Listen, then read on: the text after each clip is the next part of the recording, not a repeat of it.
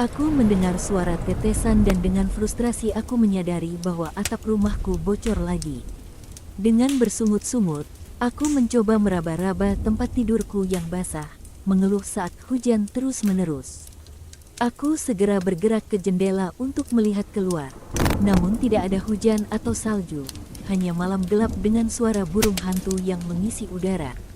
Anehnya, suara tetesan terus terdengar.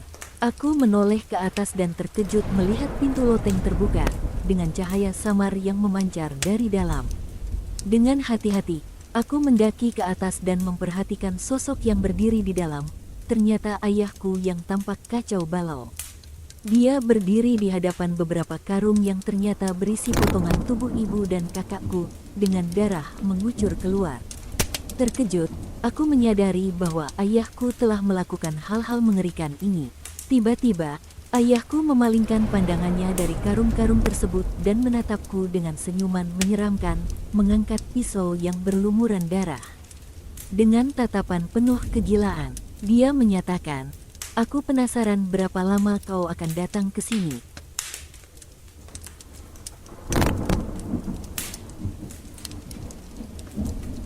Seorang pria sedang melakukan perjalanan di hutan dan merasa kelelahan, sehingga ia duduk di bawah pohon untuk beristirahat. Di dekatnya, ada semak belukar, dan dari dalam semak itu terdengar suara siulan.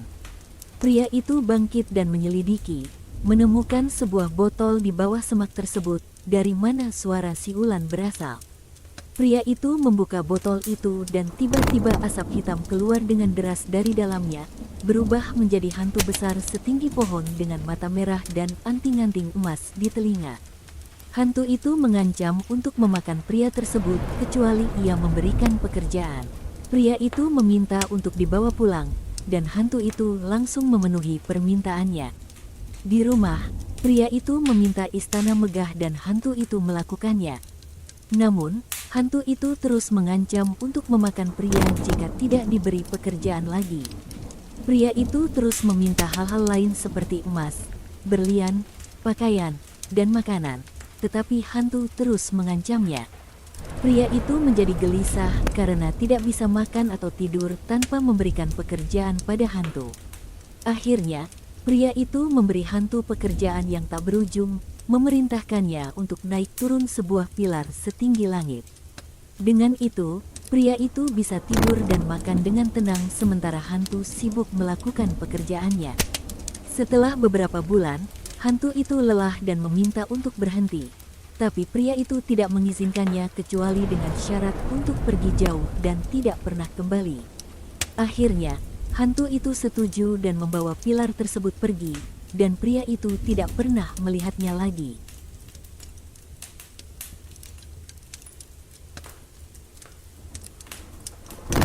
Seorang gadis manis berusia 19 tahun menghadiri sebuah acara di universitas di sebuah kota besar Jakarta.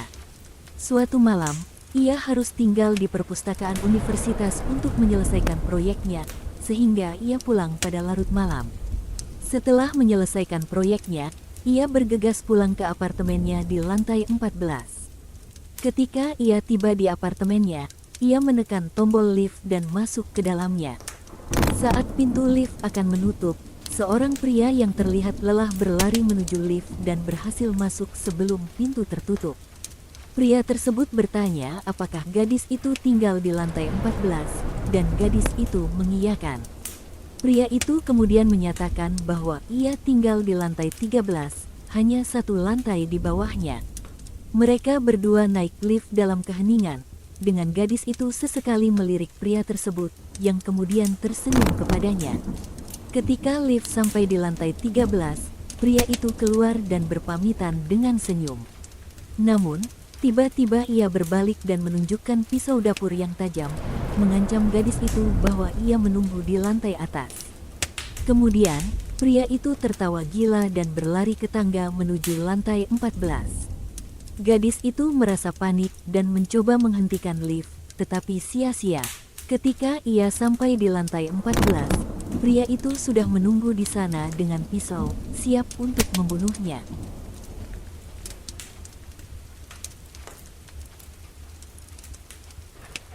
Ini adalah ketiga kalinya Charlie ikut dengan teman-temannya dalam kegiatan tahunan menjelajah dan memancing di sekitar Danau Hennepin.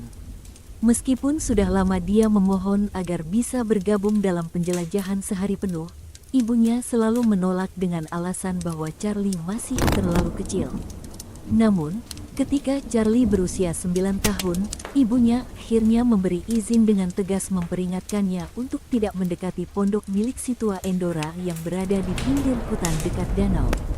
Meski selalu mematuhi perintah itu, kali ini Charlie merasa marah pada ibunya karena harus membawa adik kecilnya, Belle, yang suka mengganggu, dalam kegiatan tersebut karena ada kegiatan gereja yang harus diikuti. Charlie merencanakan untuk melanggar perintah ibunya. Dia berpura-pura sakit perut dan mengatakan bahwa perlu waktu untuk sendirian. Tanpa disadari, Belle diam-diam mengikuti Charlie dari belakang.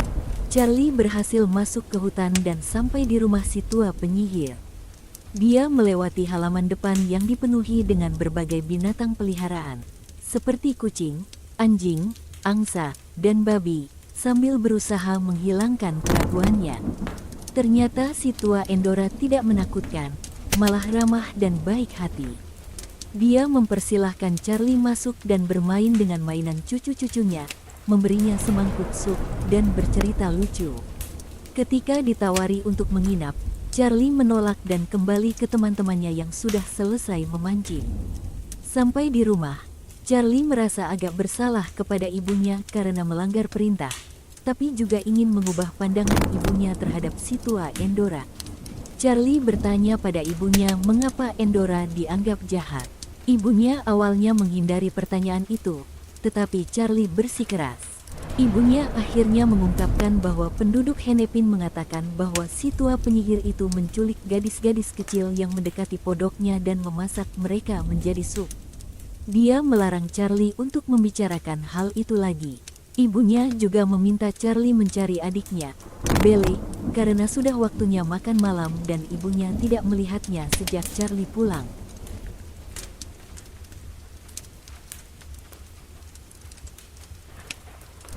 Suatu malam seorang pria bertemu dengan seorang wanita cantik di sebuah bar dan mengajaknya ke rumah.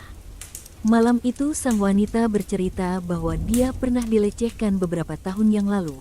Namun dia sudah dapat mengatasi kebencian dan ketakutannya, hingga akhirnya dapat melakukan hubungan lagi. Keesokan paginya sang pria terbangun dan mendapati wanita itu sudah pergi. Wanita itu menulis pesan di cermin kamar mandi dengan lipstiknya. Selamat bergabung dengan klub AIDS.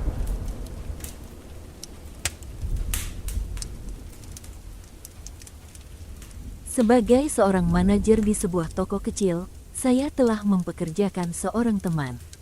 Namun, saya terkejut ketika saya menemukan bahwa dia mencuri dari mesin kasir, mengambil barang tanpa izin, dan bahkan meninggalkan posnya untuk bertemu pacarnya di ruang belakang, meninggalkan saya sendirian menjaga toko. Meskipun kami telah mencoba berdebat di kantor, tidak ada jalan keluar yang berhasil kami temukan. Ketika saya mendatangi rumahnya, saya menemukan reaksi yang sangat terkejut darinya saat membuka pintu.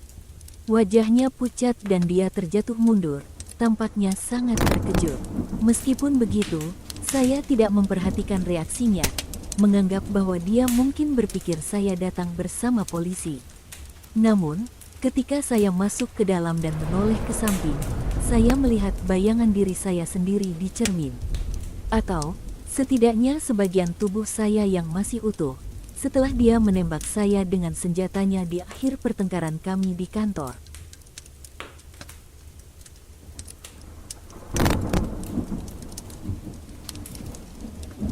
Suatu pagi, seorang pria mendapati dirinya berjalan di jalanan sepi di sebuah kota kecil tanpa memiliki ingatan tentang bagaimana dia sampai ke sana atau apa yang terjadi sebelumnya. Dia merasa kebingungan dan tidak tahu jam berapa saat itu. Ketika dia bertemu dengan seorang wanita dan bertanya tentang jam, wanita itu justru berteriak ketakutan dan berlari menjauh. Pria itu sangat terkejut dan semakin bingung saat orang-orang lain juga bereaksi dengan ketakutan ketika melihatnya. Dia merasa ada yang salah dengan dirinya. Pria itu mencoba untuk pulang, Namun saat dia mencoba menaiki taksi, sopirnya langsung melarikan mobilnya begitu melihatnya. Situasi semakin membingungkan dan membuatnya merasa takut. Pria itu kemudian mencoba untuk menghubungi istrinya. Namun ketika dia menelepon, suara yang menjawab telepon adalah orang asing yang memberitahu bahwa istrinya tidak bisa bicara karena sedang menghadiri pemakaman suaminya yang meninggal dalam kecelakaan mobil beberapa hari yang lalu.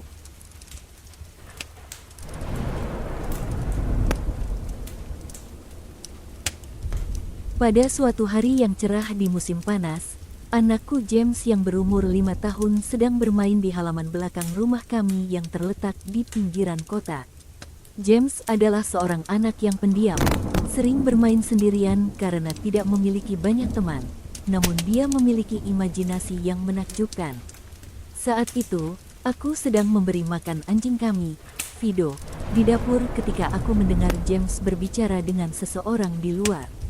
Aku bingung, apakah James akhirnya punya teman? Sebagai seorang ibu tunggal, sulit untuk selalu mengawasi anakku, jadi aku memutuskan untuk memeriksa. Ketika aku sampai di halaman belakang, aku hanya melihat James sendirian. Aku sedikit heran, mungkin dia berbicara dengan dirinya sendiri. Aku memang mendengar suara orang lain tadi. Aku memanggil James untuk masuk ke dalam rumah dan menanyainya tentang siapa yang dia ajak bicara tadi. James mengaku bahwa dia sedang bermain dengan teman barunya, bernama Laughing Jack, seorang badut dengan penampilan yang aneh. Aku menyadari bahwa James sedang berbicara tentang teman imajinasinya, hal yang umum bagi anak seusianya, terutama ketika dia tidak memiliki banyak teman.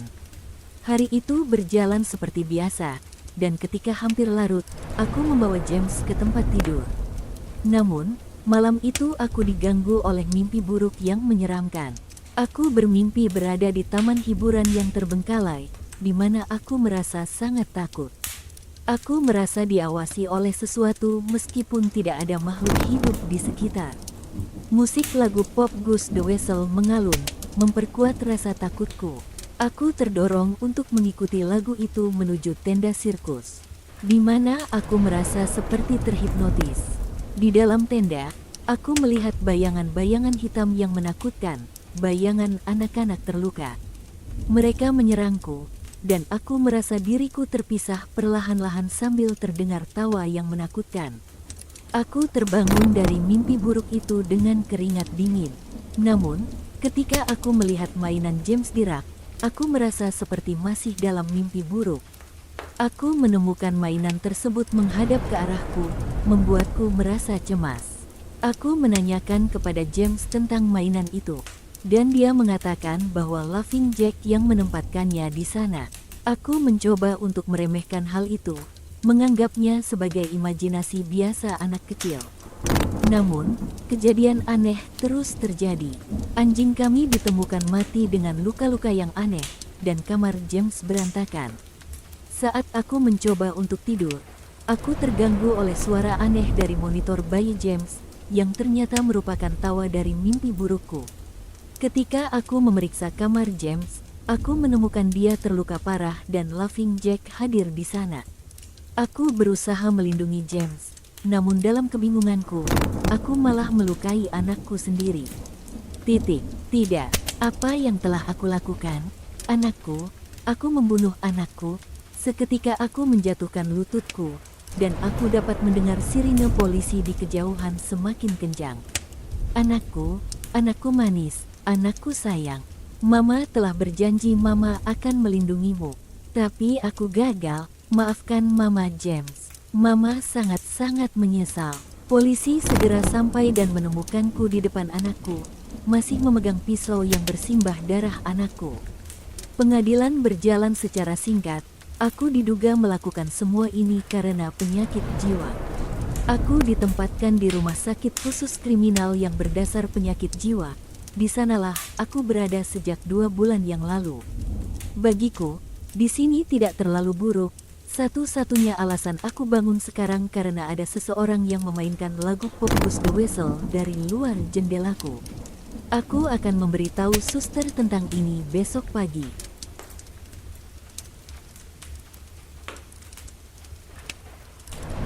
Setiap anak kecil memiliki ketakutan terhadap sesuatu yang berada di bawah tempat tidur mereka. Jika tidak, mereka mungkin takut akan sesuatu yang berada di dalam lemari, atau bahkan retakan kecil di hampir semua pintu yang tertutup. Para ilmuwan mengetahui bahwa anak-anak memiliki sensitivitas yang lebih tinggi. Mereka melihat hal-hal yang tidak dapat dilihat oleh orang dewasa. Mereka belum terbelenggu oleh konvensi sosial yang membuat orang dewasa hanya menerima apa yang dianggap dapat diterima oleh masyarakat. Mereka melihat apa yang sebenarnya ada di sana. Mereka melihat monster. Jika seseorang meminjam pandangan anak kecil dan melihat dengan cara tersebut selama 1 malam, itu akan membuatnya gila. Melihat hal-hal yang samar-samar dikenang, bersembunyi di bawah selimut dengan memakai piyama, berharap kepada Tuhan bahwa itu tidak akan melihatnya kembali. Itu cukup untuk membuat orang dewasa kehilangan akal sehat. Karena orang dewasa seringkali lupa aturan-aturan itu. Nomor 1. Tutupi diri dengan selimut. Jika kamu tidak bisa melihat mereka, mereka pun tidak akan bisa melihatmu. Meskipun hal ini mungkin membuatmu kesulitan bernapas. Nomor 2. Jangan membuat suara. Bahkan suara kecil bisa memperburuk situasi. Nomor 3. Jangan bergerak. Hal itu bisa menarik perhatian mereka. Nomor 4. Hanya cahaya yang bisa membuat mereka pergi.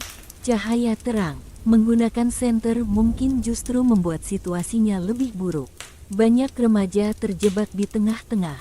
Mereka masih bisa merasakan keberadaan mereka, tapi tidak bisa melihatnya, dan mereka lupa aturan-aturannya.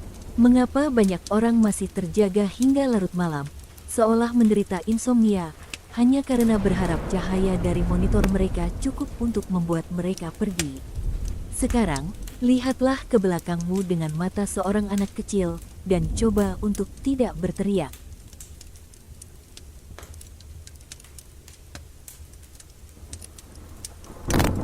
Namanya Lisa, dia adalah temanku. Mama dan papa tidak bisa melihatnya. Mereka bilang Lisa adalah teman imajinasiku. Lisa adalah teman yang baik.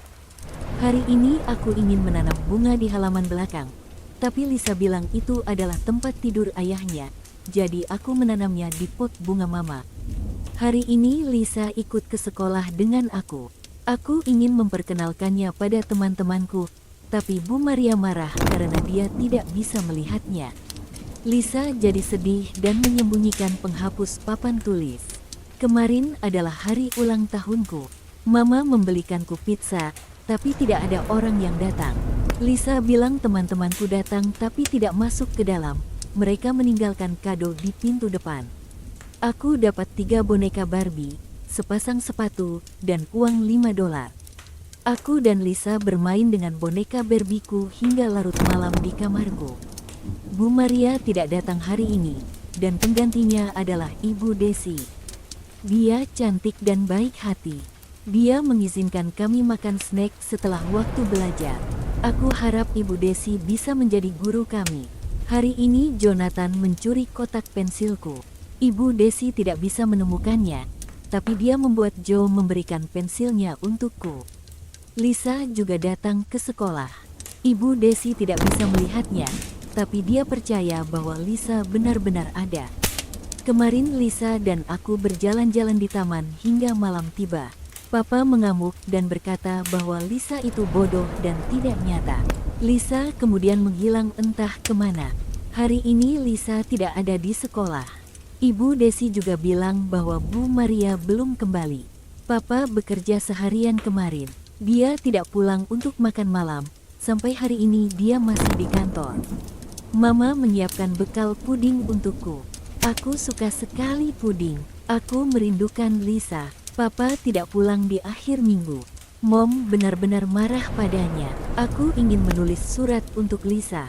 Lisa, aku merindukanmu. Kumohon cepatlah kembali. Aku minta maaf jika papa jahat.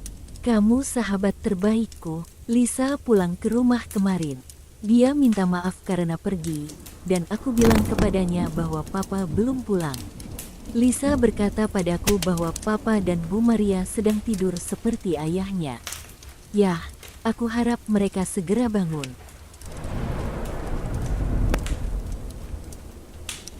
Ketika aku masih SMA, aku pergi berkemah ke gunung bersama 3 temanku. Setelah menyiapkan tenda, kami menjelajahi area sekitar. Setelah beberapa jam mendaki, kami mulai merasa lelah dan langit mulai gelap. Kami pun memutuskan untuk kembali. Ketika itu, kami menemukan sebuah kabin tua. Penasaran, kami memutuskan untuk masuk. Aku berharap kami hanya sebentar saja di dalamnya dan segera kembali ke tempat perkemahan. Kabin itu sangat rusak dan kayunya sudah membusuk. Salah satu temanku mencoba membuka pintunya, tapi pintu itu macet. Kami semua berusaha membukanya dan akhirnya berhasil. Kami memasuki kabin itu. Aku mengambil salah satu tumpukan koran yang ada di meja. Ternyata tertulis tahun 1961. Aku mulai bertanya-tanya siapa yang pernah tinggal di kabin ini pada waktu itu. Kemudian aku mengambil koran di tumpukan paling bawah. Ada sebuah artikel yang terlihat cukup menarik. Saat aku melihat tanggal di koran itu, aku terkejut karena tanggal itu hanya beberapa hari yang lalu. Pasti masih ada seseorang yang tinggal di kabin ini. Aku merasa tidak enak. Tiba-tiba, salah satu temanku berteriak, "Wow, apa yang terjadi?" tanyaku. Saat aku membuka laci, aku menemukan ini. Jawabnya, sambil menunjukkan sebuah foto hitam putih di tangannya. Dia memberikan foto itu kepadaku dan kami semua melihatnya. Awalnya, aku tidak mengerti apa yang terjadi di foto itu. Di foto itu ada 2 perempuan yang terikat dan mulutnya dibekap kain. Dan tampaknya foto itu diambil di kabin ini. Ketika kami melihatnya lebih dekat, wajah mereka terlihat ketakutan. "Ini sangat aneh," kataku. "Ayo kita keluar dari sini." Sekarang juga, kami langsung berlari menuju tempat perkemahan. Langit sudah gelap dan kami selalu melihat ke belakang, waspada agar tidak ada yang mengikuti kami. Malam itu, kami tidak bisa tidur. Kami membicarakan tentang foto hitam putih itu. Kami merasa takut. "Mungkin kita harus melaporkan ini kepada polisi," saranku. "Kita lupakan saja apa yang terjadi hari ini," jawab salah satu temanku. Kami semua setuju. Esok harinya, kami langsung menyiapkan barang-barang kami dan segera pulang. Teman-temanku mengantarkanku sampai di depan pintu rumahku. Orang tuaku sedang berlibur. Aku segera meletakkan tas di sofa dan naik ke atas untuk mandi. Saat aku membuka pintu kamarku, aku sangat terkejut. Tertempel di tembok, ada sebuah foto. Foto hitam putih yang kami temukan di kabin.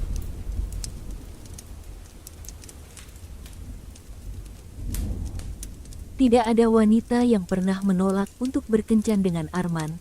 Dia lahir dalam keluarga yang sangat kaya. Sejak kecil, Arman dimanja oleh kedua orang tuanya. Dia selalu mendapatkan apa yang dia inginkan. Ketika dia dewasa, ayahnya memberinya pekerjaan dengan gaji tinggi, membuat Arman bisa membeli apapun yang dia mau.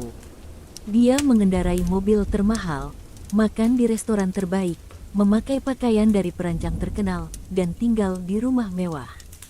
Kekayaannya membuat Arman berpikir bahwa dia bisa dengan mudah mendapatkan hati wanita-wanita. Belum ada yang menolaknya, namun semuanya berubah ketika dia bertemu dengan seorang gadis bernama Lina. Arman secara tidak sengaja bertemu Lina di sebuah kafe pada suatu senja. Setelah memperkenalkan diri, mereka berdua duduk bersama dan memesan minuman. Mereka menghabiskan beberapa jam berbincang tentang minat bersama mereka. Ketika saatnya berpisah tiba, Arman mengajak Lina untuk berkencan besok malam. Tapi Lina menolaknya dengan halus, mengatakan bahwa Arman bukanlah tipe wanita itu. Arman bingung dan tidak mengerti mengapa Lina menolaknya. Dia memutuskan untuk tidak menyerah dan mencoba untuk bertemu dengan Lina lagi.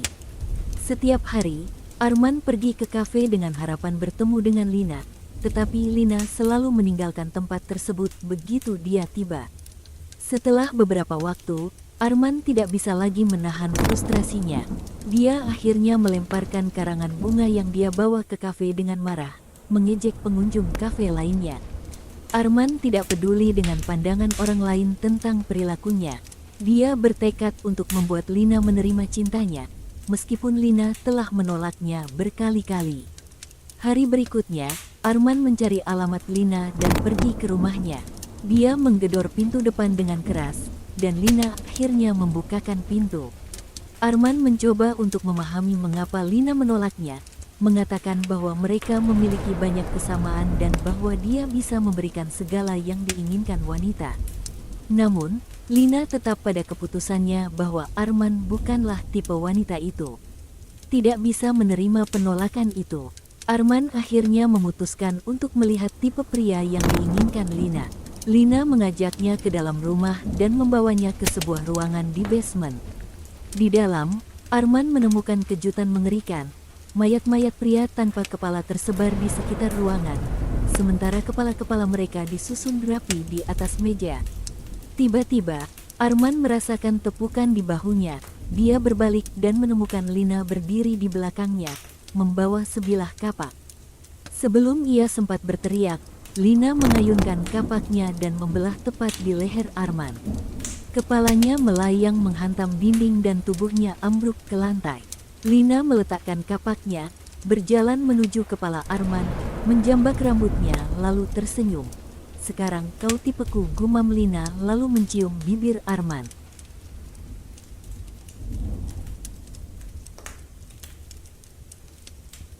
"Aku tidak berani memandang keluar jendela saat malam hari. Aku yakin ada beberapa orang yang merasa seperti itu juga. Ini mungkin hanya paranoia, bukan? Aku yakin tidak ada yang ingin menatap keluar jendela pada malam hari dan menemui makhluk menakutkan. Tapi, sekali lagi, ini hanya paranoia, bukan? Terlalu banyak menonton film horor, menghabiskan sebagian besar waktu di YouTube. Baiklah, aku mengakui bahwa ada alasan untuk merasa takut. Terkadang, aku akan sekilas melihat keluar jendela. Mungkin aku ingin tahu bagaimana cuaca di luar atau aku punya alasan lain. Apapun alasanku, aku tidak pernah mengharapkan ada seseorang berdiri di udara tipis di luar jendelaku." Aku kembali melihat layar komputer. Saat malam semakin larut, hanya aku dan temanku di dalam rumah. Aku melihatnya dan menyadari bahwa dia sudah tertidur pulas. Seharusnya aku pergi tidur juga, tapi aku ingin menghabiskan sedikit waktu lagi untuk membaca beberapa cerita horor. Aku melihat bayangan di sekitarku dan cepat-cepat memalingkan pandangan ke arah jendela. Tidak ada yang ada di sana.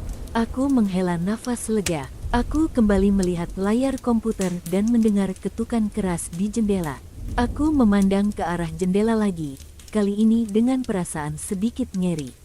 Merasa takut itu normal, kan?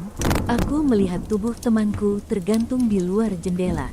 Aku benar-benar ketakutan setelah sadar bahwa temanku berada di ranjangnya beberapa menit yang lalu. Aku memandang ke ranjangnya dan melihat seseorang berbaring di sana. Itu bukan temanku.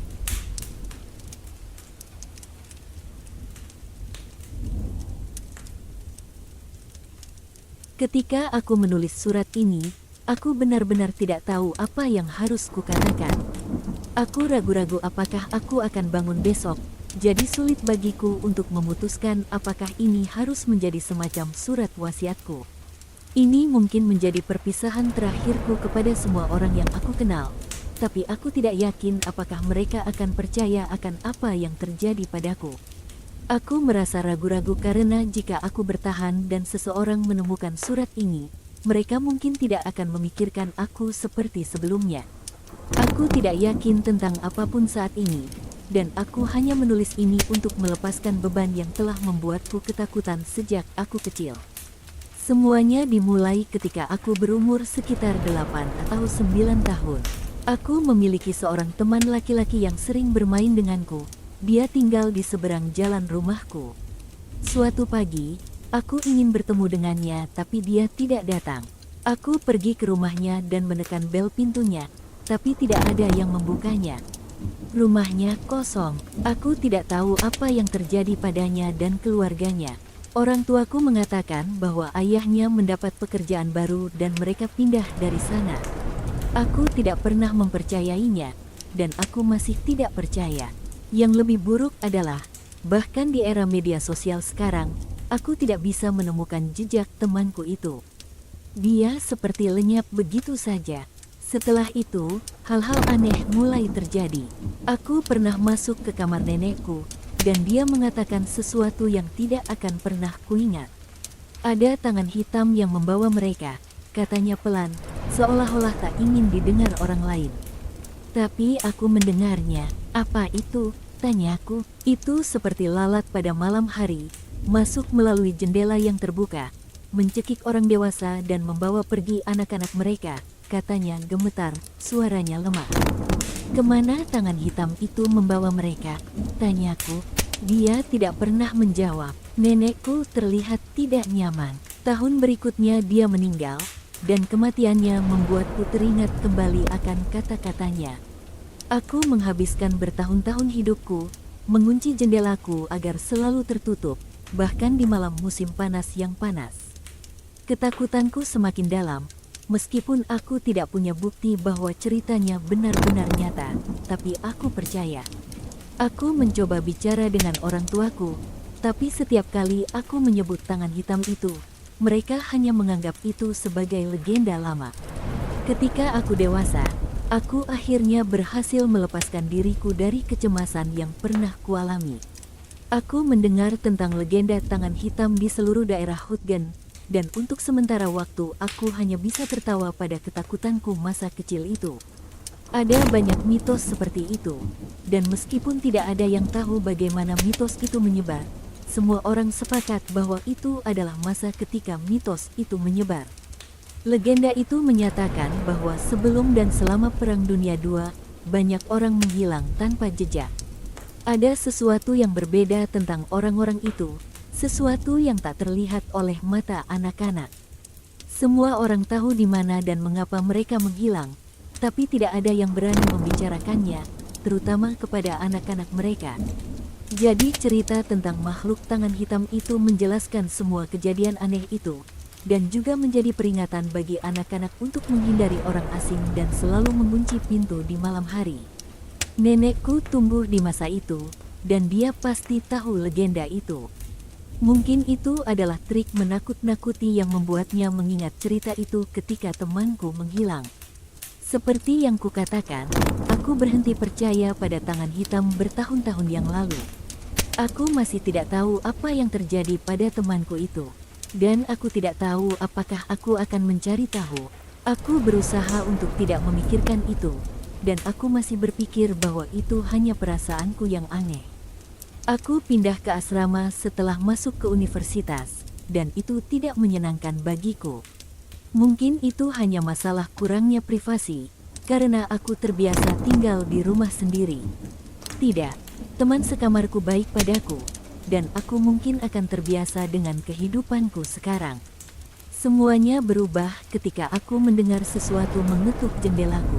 Aku tidak bisa tidur, jadi aku mengawasi suara itu. Mungkin itu burung, pikirku pertama kali. Atau mungkin kelelawar, mereka sering lewat di sini. Tapi suara itu semakin terdengar seperti seseorang yang mengetuk jendela dengan tangan manusia. Dari suara tepukan itu menjadi suara ketukan. Benar, itu seperti seseorang yang mengetuk jendela dengan tangan yang dikepalkan. Aku menjadi gelisah. Aku bangun dan berusaha tidak mengganggu teman sekamarku, dan perlahan-lahan berjalan menuju jendela. Aku mencoba melihat keluar jendela, tapi aku tidak bisa melihat apa-apa, itu terlalu gelap, dan aku membutuhkan cahaya. Aku tidak bisa menyalakan lampu, takut membangunkan teman sekamarku, jadi aku mengambil ponselku dan mencoba menggunakan cahaya ponsel. Suara ketukan itu mulai mereda, dan setelah beberapa saat menggunakan cahaya ponselku, suara itu lenyap. Aku kembali ke tempat tidur, bingung dan ketakutan. Ketakutan masa kecilku kembali muncul, tapi aku tidak bisa membiarkan ketakutanku memengaruhi aku. Setelah beberapa menit, aku memutuskan untuk memeriksa jendela lagi, hanya untuk memastikan. Selama beberapa menit aku menatap ke dalam kegelapan. Aku tahu sekarang bahwa itu tidak ada tangan hitam. Akhirnya, aku berani untuk memeriksanya. Aku membuka jendela. Kemarin pagi aku bangun terlambat. Aku tertidur, dan pastinya terlambat ke kelas. Tapi aku memiliki hal lain yang harus dipikirkan. Jendela itu tertutup, dan aku mengira teman sekamarku telah melakukannya sebelum pergi ke kelas. Dia tidak pernah kembali, dan dia masih tidak menjawab teleponku. Aku khawatir tentangnya, dan begitu pula orang lain. Ada yang mengatakan bahwa dia meninggalkan kampus dan pindah keluar kota bersama pacarnya. Aku ingin percaya itu. Aku berharap itu benar. Tapi malam ini, aku tidak bisa berhenti memikirkannya. Aku bukan anak kecil lagi, dan aku tidak percaya pada cerita-cerita konyol. Aku tidak percaya pada tahayul, tapi aku masih merasa takut. Aku takut, karena aku sendirian, dan tak seorang pun bisa memberitahuku bahwa ketakutanku sebenarnya tidak pernah hilang. Sekarang aku telah mendengar ketukan di jendelaku, tapi malam ini aku akan tidur dengan jendela terbuka. Aku hanya ingin memastikan.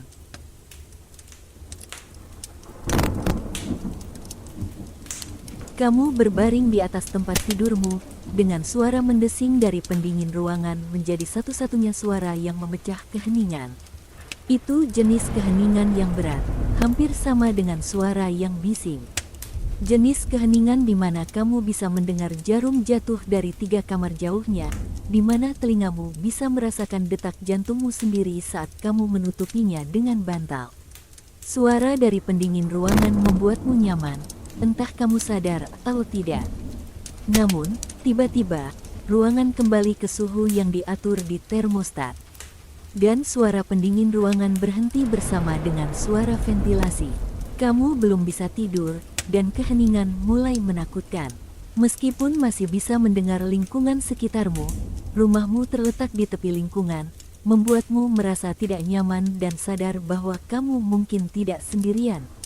Kamu mencoba meredakan kegelisahan itu, meyakinkan dirimu bahwa semuanya normal sebelum mematikan lampu. Kamu mengatakan pada dirimu sendiri bahwa kamu tidak takut.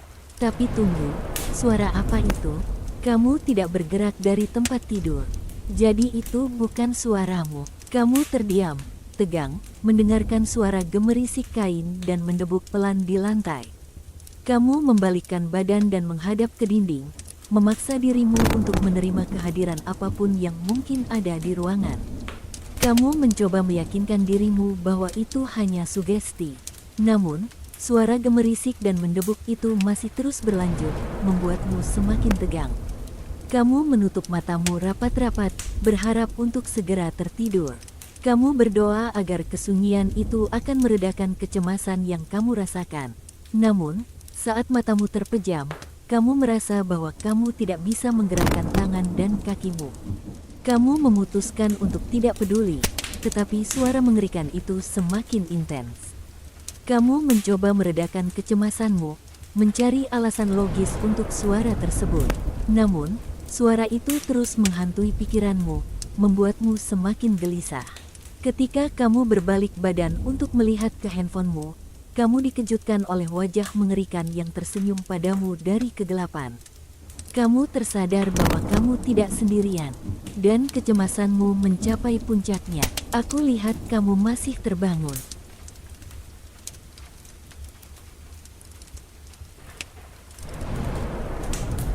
Ini semua dimulai semenjak aku menemukan catatan kecil itu di sepotong kertas persegi yang kutemukan di dasar kotak yang aku keluarkan dari basementku.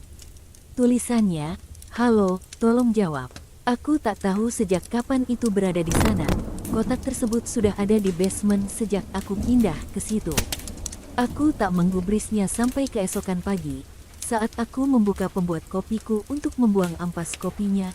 Di dalamnya terdapat sepotong kertas basah yang bertuliskan, 'Tolong jawab, tolonglah.' Aku menduga kertas itu pasti dimasukkan ke pembuat kopiku oleh entah siapa yang sedang mengerjaiku dengan lelucon tololnya. Karena kertas itu tak ada saat aku pertama kali menuang bubuk kopi ke dalamnya.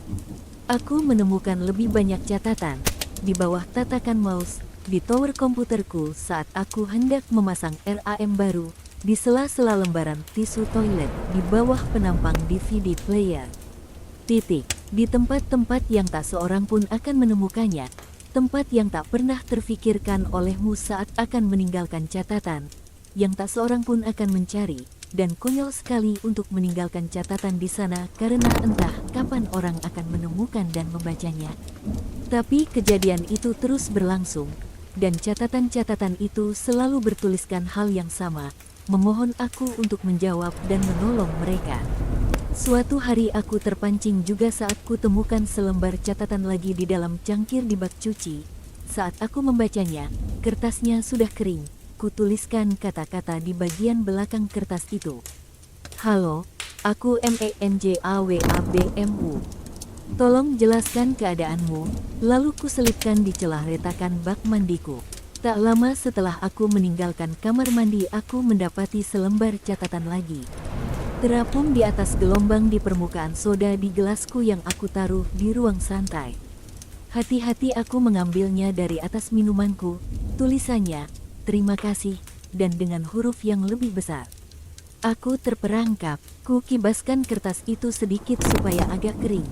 Lagi, di belakangnya kutuliskan, di mana kau terperangkap, dan bagaimana kamu bisa mengirimiku catatan ini.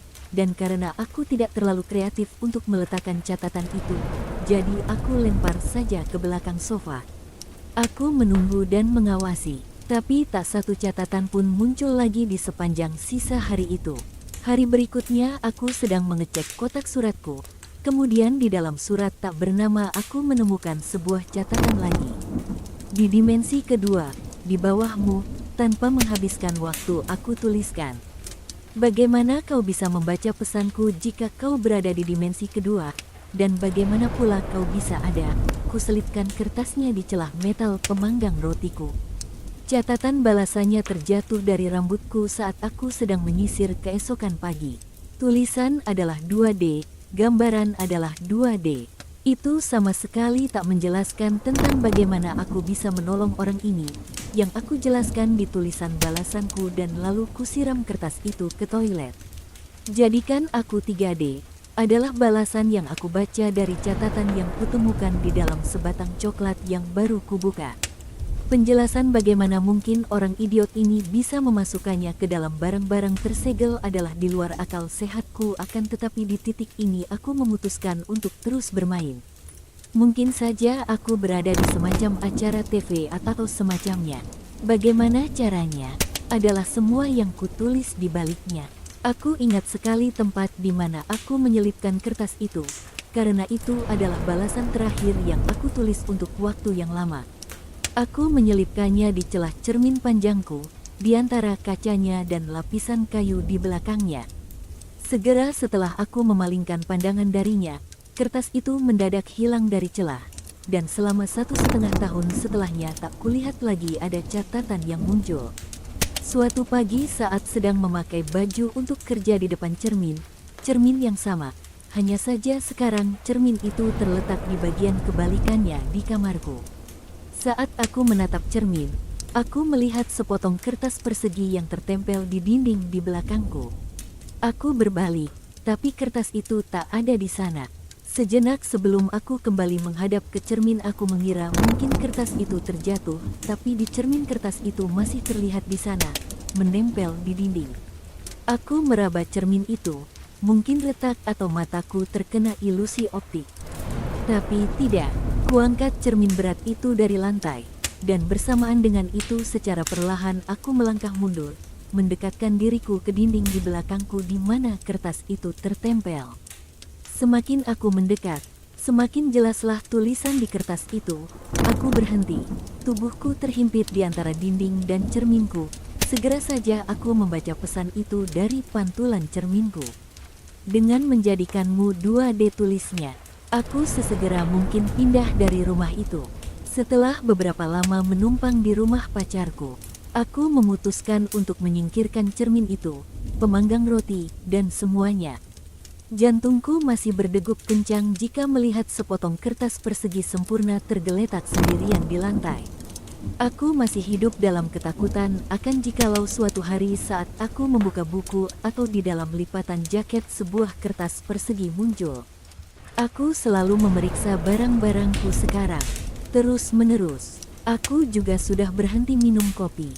Marni masuk ke dalam hutan dan tidak pernah kembali. Kami menunggunya, meskipun sebenarnya bisa saja kami meninggalkan tempat itu segera setelah dia menghilang di antara pepohonan. Namun keberadaannya terlihat begitu mengagetkan sehingga kami memilih untuk menunggu. Meskipun tak seorang pun yang mengatakannya, setelah 2 jam berlalu, kami menyadari bahwa kepergiannya benar-benar nyata. Tentu saja, kami merasa bersalah kepada Marni, tetapi jika aku bisa mengatakan satu kata terakhir untuknya, itu bukanlah berhenti, melainkan terima kasih. Karena dia yang pergi, bukan aku. Jadi jika aku merasakan sesuatu terhadap Marni, itu adalah rasa syukur, bukan kasihan. Pada akhirnya, dia yang harus pergi. Dia yang menemukannya. Ada sebuah kapal kecil dari batu yang berdiri di tengah tanah lapang, dikelilingi oleh barisan pepohonan. Marni yang pertama kali melihatnya dan dengan cepat berlari menuju kapal itu, lalu mengajak kami mengikuti. Bagaimana mungkin kami tidak pernah melihat kapal itu sebelumnya? Mungkin kapal itu memang tidak ingin ditemukan. Terletak di tempat yang paling jauh yang pernah kami jelajahi, terasa seolah-olah berada tepat di jantung hutan. Udara di sekitarnya terasa dingin, dengan aura kematian yang menyelimuti. Tak ada yang bergerak atau bersuara. Aku tahu tempat itu seharusnya tidak boleh ditemukan, tidak oleh mata manusia. Terlalu keramat. Di dalamnya terdapat beberapa baris bangku panjang dan sebuah altar batu yang menjulang. Namun, ada sesuatu yang lain di sana. Ada mereka yang hidup di tempat itu, yang lebih nyata daripada yang terlihat. Aku ingin pergi, tapi Marni berpikir bahwa tempat itu lucu.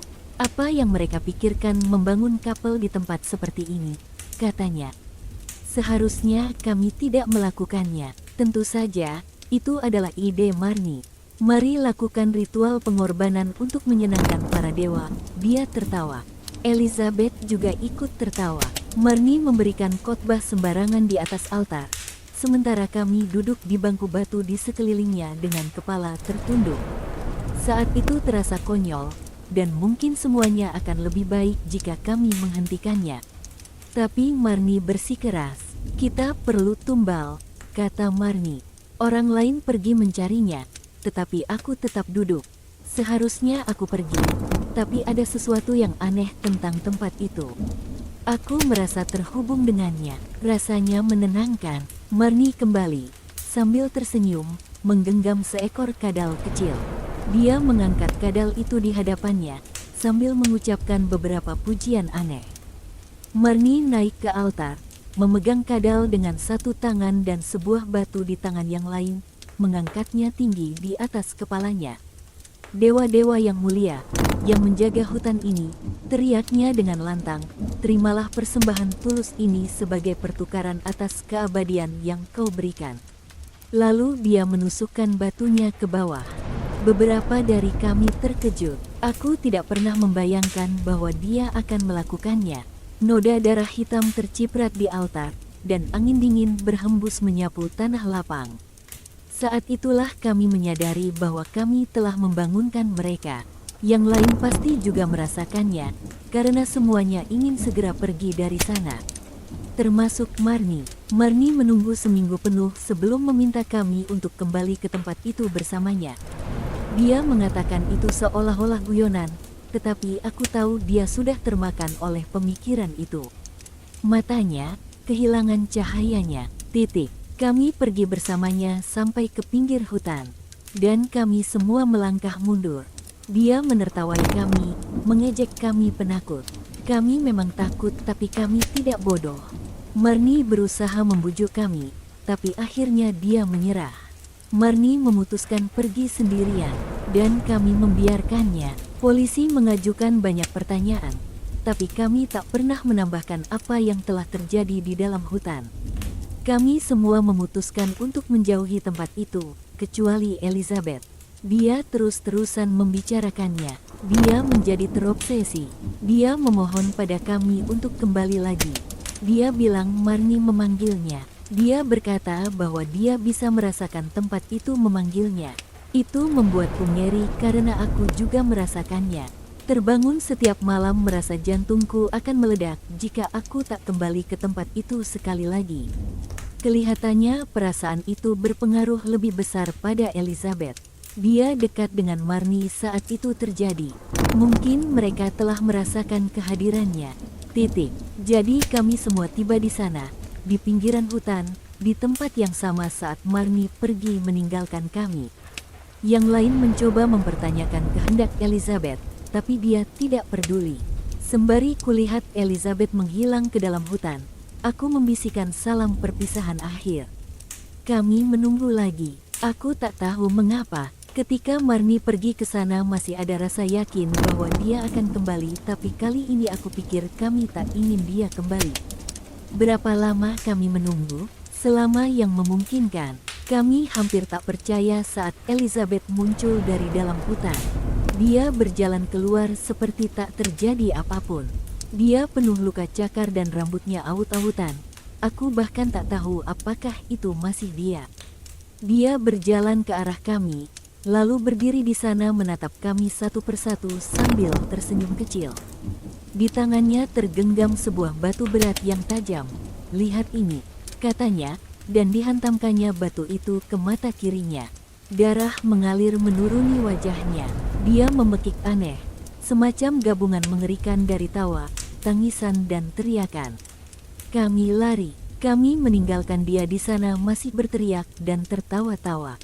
Raungan kerasnya adalah hal terakhir yang aku dengar dari Elizabeth.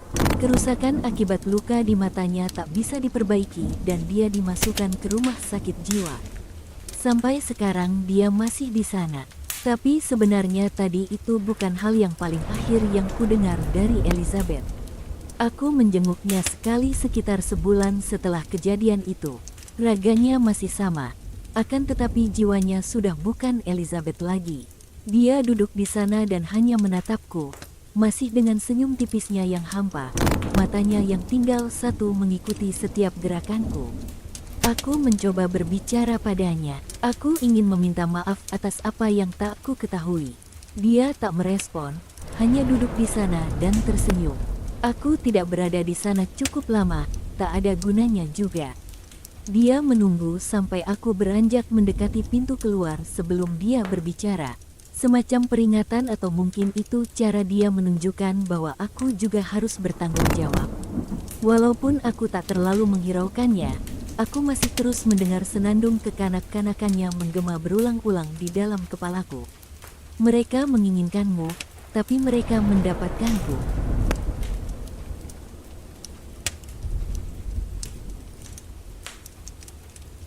Ketika Ruth tertidur pulas, seorang laba-laba merayap di atas wajahnya. Laba-laba itu berhenti sejenak di pipinya, kemudian pergi setelah beberapa menit. "Ada bintik merah di wajahku, Ibu," tanya Ruth pada ibunya keesokan harinya. "Sepertinya itu gigitan laba-laba." "Tidak apa-apa, itu akan hilang, asalkan jangan digaruk," jawab ibunya. Tidak lama kemudian, bintik merah kecil itu berubah menjadi benjolan merah kecil. "Lihatlah, sekarang semakin besar," kata Ruth. "Kadang-kadang begitu memang terjadi. Tunggu saja, nanti pasti sembuh," kata ibunya. Namun, dalam beberapa hari, benjolan itu semakin membesar. "Lihat, sekarang sudah sakit dan terlihat mengerikan," keluh Ruth. "Kita harus membawanya ke dokter. Mungkin itu terinfeksi," kata ibunya. Namun, dokter tidak bisa memeriksa Ruth sampai besok. Malam itu, saat Ruth sedang mandi, bisul di wajahnya tiba-tiba pecah. Dari dalam bisul itu, keluar kerumunan laba-laba kecil setelah menetas dari telur-telur yang diletakkan oleh induk laba-laba di pipi Ruth beberapa hari sebelumnya.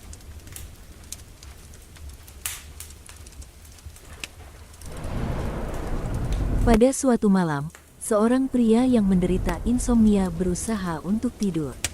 Namun, meskipun waktu berlalu, dia tetap terjaga, bahkan saat malam semakin larut. Dia memalingkan tubuhnya ke samping dan melihat keluar dari jendelanya. Di kejauhan, dia melihat cahaya dari dua lampu jalan.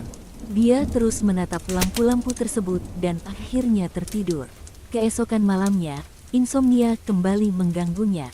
Dia mengingat kejadian malam sebelumnya dan kembali memalingkan tubuhnya ke arah jendela untuk melihat dua lampu jalan itu. Setelah melihatnya, dia kembali tertidur dengan nyenyak. Pada malam berikutnya, insomnia kembali menghantuinya. Seperti biasa, dia melihat keluar, memperhatikan dua lampu jalan yang sama.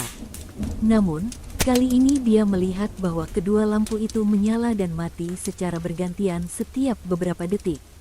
Dia berpikir bahwa mungkin bohlamnya akan segera putus, dan akhirnya matanya terpejam bersamaan dengan lampu-lampu itu yang akhirnya padam.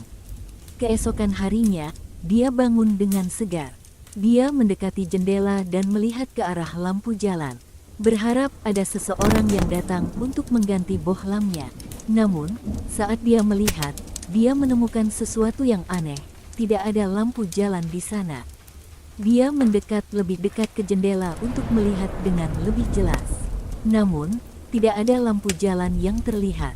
Dia kemudian melihat ke bawah dan menemukan goresan seperti bekas cakar di panel jendela, seolah-olah ada sesuatu yang pernah bertengger di sana.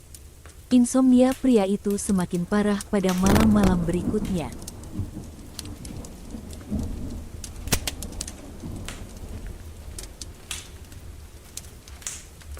Charlie, yang berusia 31 tahun, mengalami luka parah setelah terlibat dalam kecelakaan mobil pada tahun 2004. Setelah pulih dari keadaan tidak sadar, dia menakuti seorang perawat dengan ceritanya tentang pengalaman kematian dan kunjungannya ke neraka. Dia dengan detail menceritakan tentang siksaan dan penderitaan yang dialaminya di sana dengan cara yang menakutkan. Meskipun disarankan untuk menjalani terapi kejiwaan, dia menolaknya dan akhirnya dibiarkan pulang. Beberapa minggu kemudian, tetangga-tetangga Charlie mengeluh kepada pengelola apartemen tentang suara musik aneh yang terdengar dari apartemen Charlie sepanjang malam.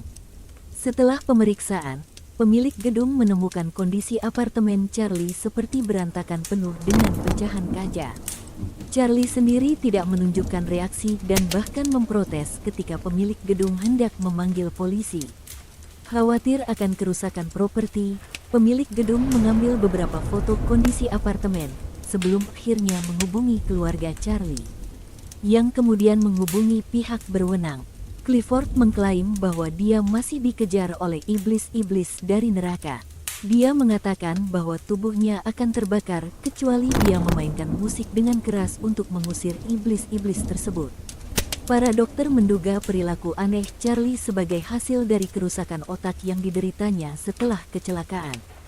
Saat ini, Charlie ditempatkan di pusat rehabilitasi kejiwaan di Bandung.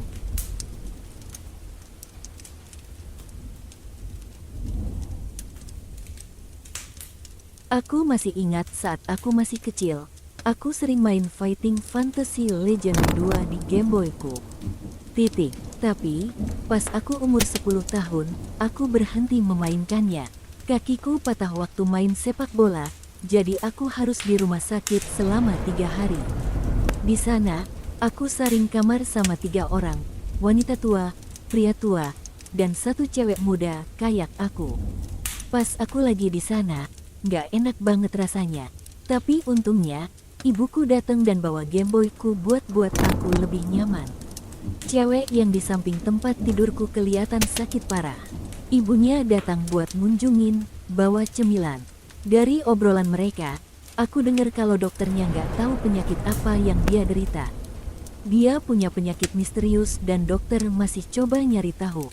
Waktu di rumah sakit, aku banyak main Fighting Fantasy di Game Boy-ku. Pas lagi main, aku lihat cewek itu ngeliatin aku. Matanya kelihatan sedih. Pas dia sadar aku lihat, pipinya langsung merah. Ayo main game ini, aku kasih Game Boy-ku padanya. Boleh pinjam kalau mau. Dia senyum. Oke, aku suka, katanya. Ngomong-ngomong, namaku Rio, kataku. Namaku Mirna, jawabnya. Aku ajarin cara mainnya. Beberapa hari kemudian, kami udah jadi teman dekat. Kami sering ngobrolin soal sekolah, film, dan band favorit. Orang tuaku bantu aku duduk di kursi roda. Saat aku mau pulang, aku lihat Mirna nangis. Jangan sedih, kataku. Aku janji, Kalau aku udah bisa jalan lagi, aku bakal ngunjungin kamu. Dia senyum. Beneran? Tanya dia. Aku janji, kataku sambil kasih Game Boy-ku. Ini buat kamu mainin sampai aku datang lagi. Seminggu kemudian, aku datang ngunjungin Mirna lagi. Orang tuaku anterin aku ke rumah sakit, tapi pas aku nyampe, tempat tidurnya kosong. Mungkin dia udah pulang, pikirku. Aku tanya perawatnya, maaf, Mirna udah pergi, jawab perawatnya. Kemana? Tanya aku. Mata perawatnya berkaca-kaca. Dia pergi ke suatu tempat. Jawab perawatnya. Aku tahu maksudnya. Mirna udah meninggal. Aku cuma bisa berdiri di sana. Gak bisa ngapa-ngapain. Mirna ninggalin ini buat kamu, kata perawatnya. Dia kasih Game Boy yang aku pinjemin ke Mirna dulu. Aku ambil, terus berbalik dan jalan pergi. Malam itu, aku gak makan apa-apa. Aku cuma berbaring di tempat tidur dengan lampu mati, mikirin Mirna. Hatiku sakit. Aku coba mainin Game Boy-ku, tapi terlalu sedih buat main. Game itu nyebelin, karena ngingetin aku sama Mirna. Pas aku buka Game Boy-ku, aku lihat nama playernya udah berubah. Tolong ibuku meracuniku.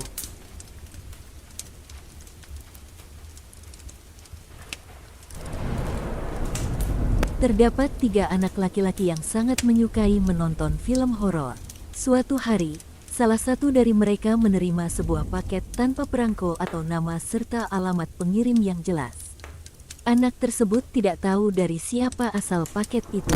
Ketika ia membuka paket tersebut, ia menemukan sebuah DVD di dalamnya. Tanpa cover dan judul yang tertera di DVD itu, ia mengira mungkin itu dari salah satu temannya yang ingin bercanda dengannya. Jadi ia membawa DVD tersebut dan pergi ke rumah temannya. Setibanya di sana, ia menceritakan tentang DVD misterius itu. Namun ia tidak tahu apa yang harus dilakukan dengan DVD tersebut. Kemudian, mereka berdua mengundang teman mereka yang lain untuk menonton DVD tersebut. Saat mereka duduk di sofa dan memutar DVD itu, mereka terkejut dengan apa yang mereka saksikan. Di layar terdapat seorang badut menyeramkan yang duduk di dalam sebuah ruangan. Di sebelah kirinya terdapat tempat tidur dan di sebelah kanannya terdapat lemari. Badut tersebut memegang balon merah di kedua tangannya dan matanya menatap kamera. Musik yang aneh terdengar dan badut tersebut menari dan melompat dengan ekspresi wajah yang menyeramkan. Badut itu tampaknya gila dan perilakunya sangat aneh. 2 dari 3 anak laki-laki itu tertawa keras melihatnya. Namun, anak laki-laki yang ketiga hanya diam. Saat mereka melihat ke arahnya, wajahnya memucat dan matanya tampak penuh ketakutan. "Ada apa denganmu?" tanya kedua temannya. "Kenapa kamu tidak tertawa?" Anak itu menjawab dengan lemah, "Itu kamar saya."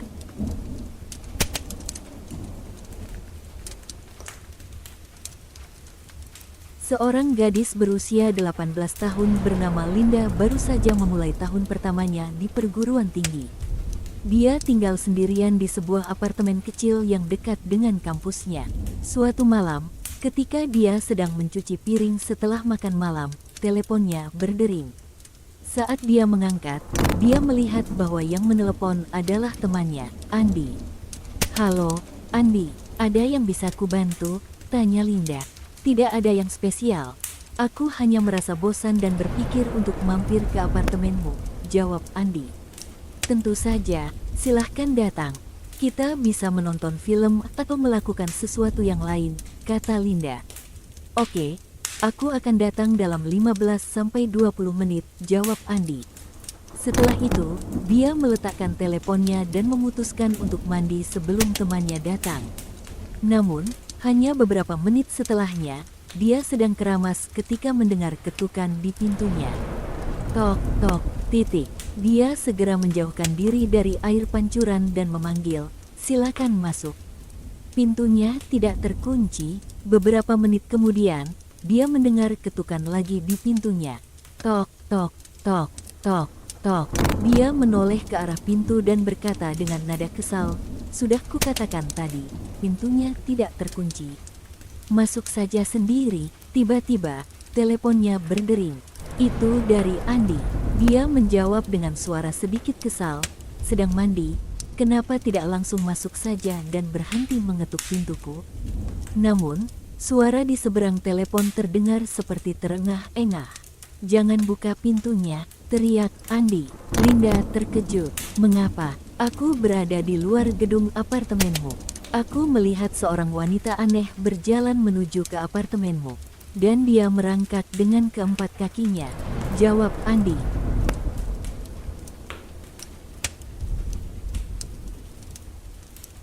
Pada bulan Desember tahun 1975, Gunawan dan Karina beserta anak-anak mereka membeli sebuah rumah besar dengan gaya arsitektur kolonial Belanda. Sebelumnya, rumah tersebut kosong selama 13 bulan setelah pemilik sebelumnya, Roni, membunuh 6 anggota keluarganya di dalamnya. Setelah 28 hari tinggal di rumah itu, keluarga Gunawan mulai mengalami fenomena aneh. Gunawan dan Karina telah menikah pada Juli tahun 1975 dan memutuskan untuk memulai hidup baru dengan membeli rumah tersebut. Rumah ini memiliki 6 kamar tidur, gaya kolonial Belanda, atap melengkung, kolam renang, dan gudang kapal. Meskipun agen real estate telah memberitahu mereka tentang sejarah mengerikan rumah tersebut, mereka tidak terlalu mempermasalahkannya. Keluarga Gunawan mulai tinggal di rumah tersebut pada tanggal 18 Desember tahun 1975. Beberapa perabotan dari keluarga Roni masih tersisa, karena semuanya termasuk dalam kesepakatan pembelian. Seorang teman Gunawan menyarankan mereka untuk melakukan pemberkatan rumah, tetapi mereka tidak mengerti bagaimana melakukannya. Gunawan akhirnya bertemu dengan pendeta yang setuju untuk melakukan pemberkatan. Pada tanggal 18 Desember tahun 1975, saat Gunawan dan Karina sedang membersihkan rumah, pendeta datang untuk melakukan pemberkatan. Namun, ketika dia mulai berdoa, dia mendengar suara yang memerintahkan dia untuk pergi, tetapi dia tidak memberitahu Gunawan atau Karina tentang hal tersebut. Pada tanggal 24 Desember tahun 1975, pendeta memperingatkan Gunawan untuk tidak menggunakan ruangan tertentu di rumah, di mana dia mendengar suara aneh. Namun, percakapan mereka terputus secara tiba-tiba, dan kunjungan berikutnya pendeta sakit dan dia menemukan tanda-tanda fisik yang aneh di lengannya. Awalnya, Gunawan dan Karina tidak merasakan hal aneh di rumah mereka, tetapi kemudian mereka mulai merasa seperti tinggal di rumah yang berbeda. Mereka mengalami berbagai fenomena yang mengerikan seperti Gunawan selalu terbangun sekitar pukul 3 pagi setiap harinya, dan kemudian keluar ke rumah tempat penyimpanan kapal. Waktu tersebut diperkirakan adalah waktu di mana Roni membunuh anggota keluarganya. Rumah mereka selalu diganggu oleh segerombolan lalat di setiap musim dingin. Karina mendapat mimpi buruk tentang pembunuhan dan saat di mana ia melakukan persetujuan pembelian rumah tersebut. Anak-anak mereka juga mulai tertidur dengan terlungkup, posisi yang sama saat mayat Roni ditemukan.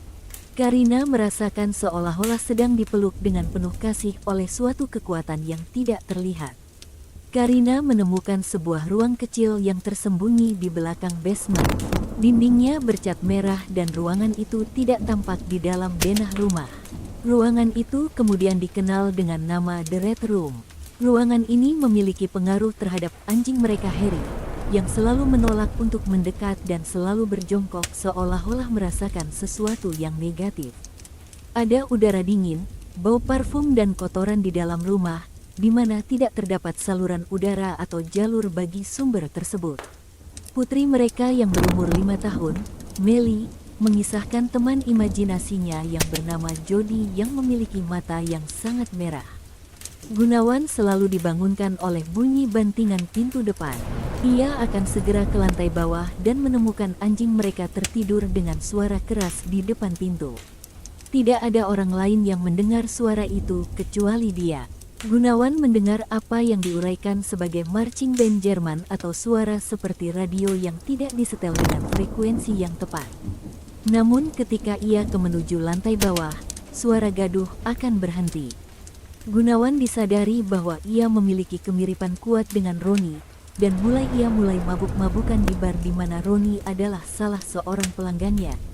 Ketika mengecek tempat penyimpanan kapal pada suatu malam, Gunawan melihat sepasang mata merah yang sedang memperhatikan dia dari jendela kamar tidur Meli. Ketika ia pergi ke atas untuk melihatnya, ia tidak menemukan apa-apa.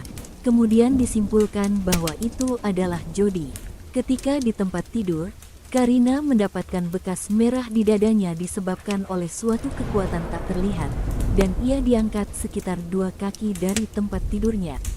Kunci, jendela, dan pintu rumah dirusakkan oleh suatu kekuatan yang tak terlihat. Terdapat belahan kuku binatang yang besar di salju yang kemudian dihubungkan dengan seekor babi besar pada tanggal 1 Januari tahun 1976. Dari dinding aula dan lubang kunci dari pintu kamar bermain yang ada di loteng keluar lumpur yang berwarna hijau. Sebuah salib 12 inci yang digantung Karina di kamar kecil ditemukan terpasang terbalik dan menyemburkan bau. Gunawan tersandung oleh sebuah keramik singa Tiongkok yang memiliki tinggi sekitar 4 kaki, yang kemudian meninggalkan bekas gigitan pada salah satu mata kakinya. Gunawan melihat Karina berubah menjadi seorang wanita tua yang berumur sekitar 90-an, dengan rambut acak-acakan, muka dengan kerutan dan berbentuk buruk, dan air liur yang menetes dari mulutnya yang ompong.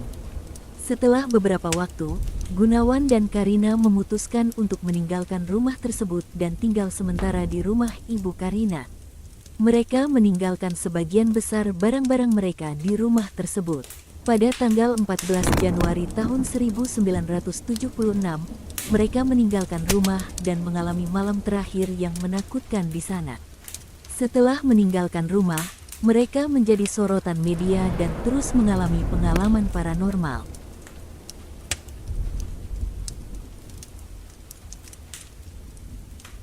Sepasang kekasih baru saja pindah ke sebuah rumah yang baru saja mereka beli dan dengan bersemangat mereka segera menjelajah ke seluruh ruangan rumah. Di ruang bawah tanah yang luas mereka menemukan begitu banyak tong kosong yang sudah dibuka sejak bertahun-tahun lamanya. Akan tetapi terdapat sebuah tong yang kelihatannya berisi penuh dan masih tersegel. Mereka pun segera membukanya dan mendapati tong itu berisikan minuman brandy yang lezat. Mereka meminum dan menyajikannya di acara pesta, tak hanya untuk menikmati rasanya, tapi juga karena brandy itu mungkin sudah disimpan selama ratusan tahun lamanya. Beberapa bulan kemudian ketika brandy di dalam tong itu mulai habis, mereka heran karena tong tersebut masih terlalu berat jika sudah kosong. Mereka pun memotong ujung tong tersebut dan mendapati sesosok mayat yang sudah mengkerut meringkuk di dalamnya.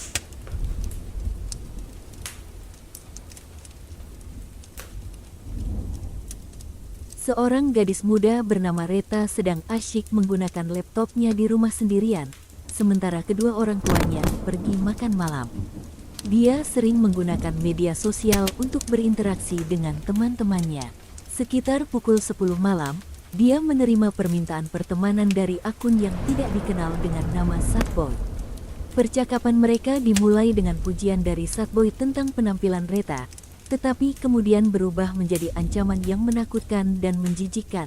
Satboy mengungkapkan keinginannya untuk menyakiti Reta secara fisik dan bahkan membunuhnya. Reta merasa ketakutan dan marah, tetapi tidak menyadari bahwa orang yang menerornya mungkin berada di dalam rumahnya. Pada akhir percakapan, Satboy mengungkapkan bahwa dia berada di dalam rumah Reta, di balik sofa dan dekat dengan tempat Reta duduk. Jika kau bertanya padaku di mana aku berada, aku akan berhenti mengirimkan pesan padamu. Oke, di mana kau sekarang? Aku di dalam rumahmu, sambil chatting di laptop. Aku bersembunyi di balik sofamu, tepat di belakangmu dekat sudut meja. Ketika orang tua Reta tiba di rumah, mereka menemukan darah dan tubuh Reta yang terpotong-potong. Polisi menemukan laptop yang terbuka dengan percakapan yang mengerikan, tetapi tidak bisa melacak pelaku. Kasus ini tetap tidak terpecahkan, dan pembunuhnya masih bebas.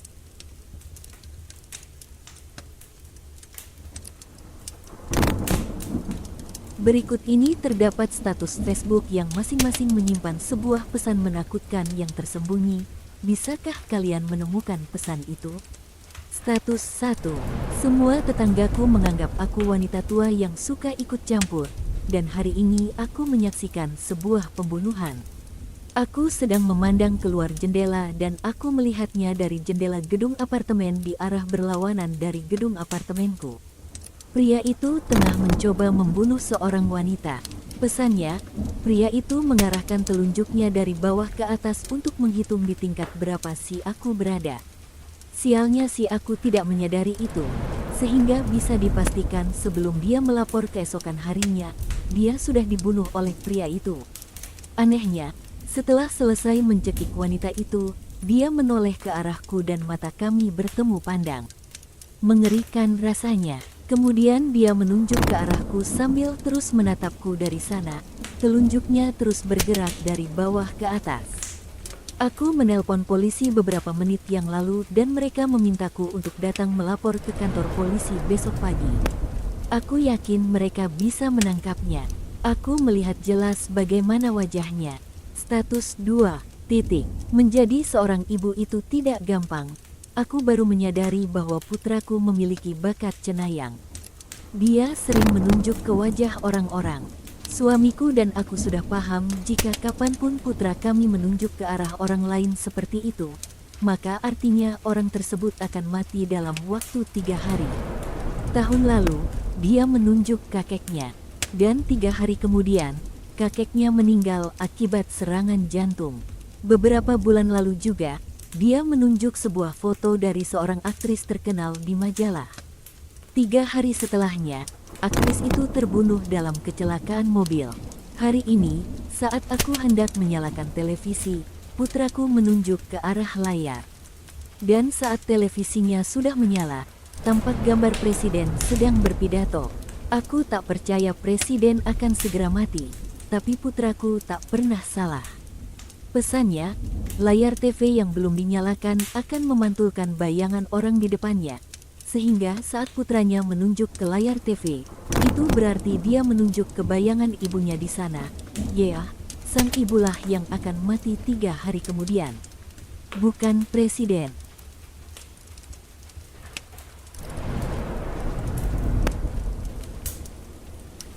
Aku telah berbaring di ranjang selama berjam-jam. Saat ini sudah pukul 5 dini hari, dan aku merasa terjebak. Mata orang tuaku menatap tajam padaku, tapi aku tidak bisa membalas tatapan mereka. Aku berusaha keras untuk menahan diri agar tidak berteriak. Mata mereka menatapku dengan tajam dan mulut mereka terbuka. Rasa takut melanda diriku dengan hebat. Aku merasa tidak bisa bersembunyi lagi bahwa aku tidak bisa tidur, dan tidak ada yang bisa menyelamatkanku. Satu-satunya yang terlintas dalam pikiranku adalah bagaimana caranya untuk melarikan diri. Karena aku yakin jika aku tetap di sini, aku akan mati. Tatapan mereka menungguku untuk bangkit dan melihat apa yang akan kulakukan. Beberapa jam yang lalu, aku terbangun oleh teriakan keras di koridor. Aku segera bangkit dan pergi untuk melihat apa yang terjadi. Ketika aku melihat keluar dari kamar tidurku, aku melihat bercak darah di karpet. Aku sangat ketakutan, sehingga aku langsung kembali ke ranjang dan menyelimuti diriku. Aku berusaha untuk kembali tidur, berharap bahwa itu hanya mimpi buruk. Lalu, aku mendengar pintu kamarku terbuka dan aku melihat sesuatu masuk ke dalam kamar. Aku bisa melihat sesuatu yang kurus dan tidak berambut tanpa sepasang mata. Sosok itu membungkuk dan merangkak masuk ke dalam kamar dengan hati-hati. Aku menatap kegelapan dan akhirnya melihat bahwa sosok itu sedang menyeret mayat kedua orang tuaku. Sosok itu meletakkan mayat ayah di samping tempat tidurku, sementara ibu duduk di kursi menghadap ke arahku. Dia kemudian menggosok-gosok tangannya di atas tembok, menggambar sesuatu dengan darah. Dia berdiri di pojok kamarku, menunggu kesempatan untuk menyerang. Meskipun gelap, aku bisa melihat pesan yang tertulis di tembok. Aku tidak ingin membacanya, tapi aku tahu aku harus melihatnya sebelum aku mati. Aku tahu kau sudah bangun.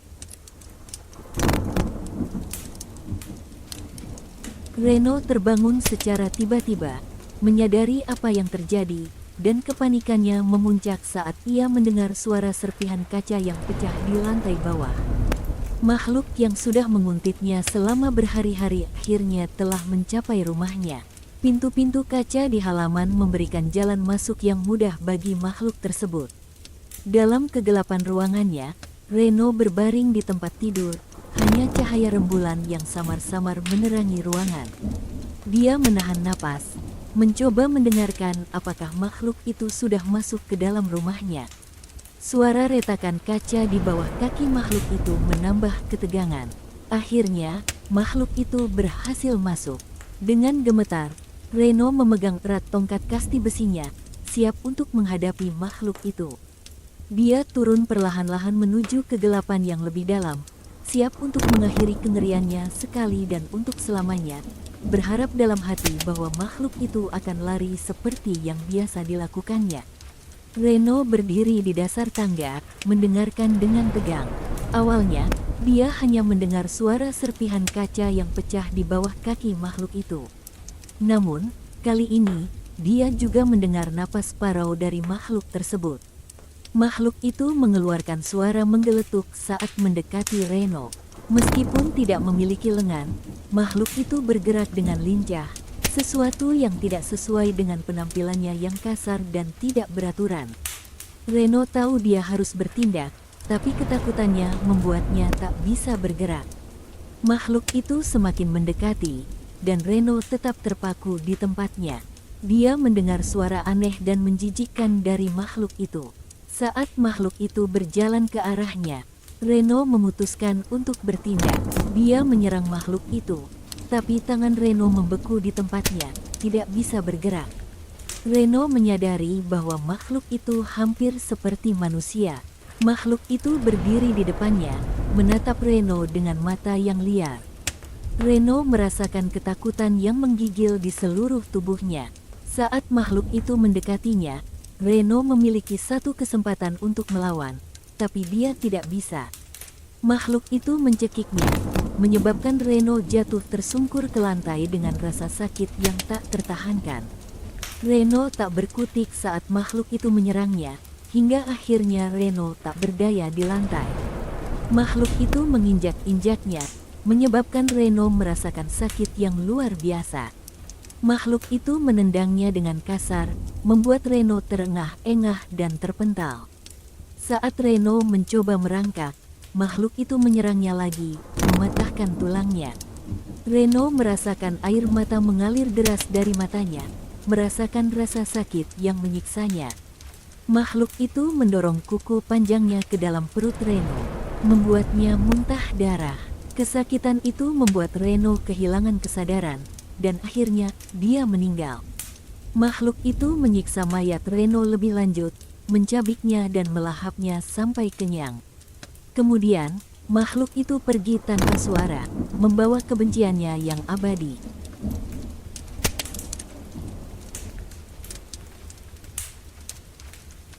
Ada sebuah urban legend menakutkan yang tengah beredar di seluruh sekolah di Spanyol. Remaja di sana berbisik-bisik tentang sebuah situs web misterius yang dikenal sebagai The Blind Maiden. Namun, legenda ini tidak terkenal di luar Spanyol karena eksistensinya yang terbatas hanya di negara tersebut. Situs ini sebagian besar offline dan tidak dapat diakses, kecuali jika kamu mematuhi 3 aturan yang ditetapkan sebagai syarat untuk mengaksesnya. Aturan tersebut adalah: 1. Kamu harus sendirian. 2. Semua lampu harus dimatikan di rumah. 3. Kamu harus mengakses situs pada tengah malam tanpa bulan. Jika memenuhi aturan-aturan ini, maka akan diberikan akses ke situs Blind Maiden.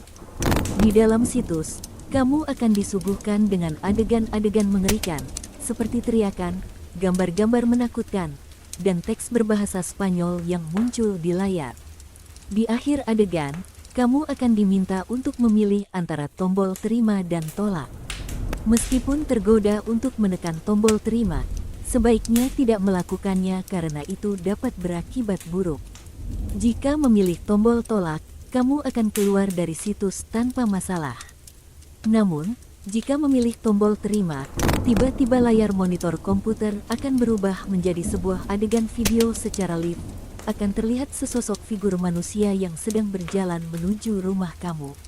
Setelah itu mungkin kamu akan merasa takut bukan? Dan ingin secepatnya mematikan komputer. Namun sayangnya video live ini tidak bisa dihentikan. Walaupun sudah mencabut stop kontak, alhasil komputer akan tetap menyala. Di bagian ini kamu akan menonton sebuah adegan di mana ada seseorang yang mendekati rumah kamu dan membuka pintu serta memasuki sebuah ruangan yang sama di mana kamu sekarang sedang duduk di depan komputer. Ketika sampai tepat di depan kamar, maka pintu kamar akan terbuka perlahan dan kamu akan merasakan sesuatu yang hadir di dalam kamar tepat di belakang. Dan kamu akan merasakan sesuatu yang menyentuh bahu kamu. Dan sesuatu yang mengerikan akan terjadi. Kamu akan langsung meninggal di tempat. Hal terakhir yang dapat lihat sebelum kematian adalah akan muncul sesosok wajah seorang gadis buta dengan mata yang menonjol keluar, menatap tanpa ekspresi apapun. Menurut legenda, secara paksa gadis buta itu akan mengambil kedua bola mata kamu dengan kedua tangannya. Sambil mengambil foto wajah kamu sebagai bagian dari galeri foto situs Blind Maiden setelah kamu meninggal. Entah apakah kamu mau mengambil risiko untuk mengakses situs ini atau tidak. Satu hal yang pasti adalah nyawa hanya satu, dan pilihan itu sepenuhnya ada di tangan kamu.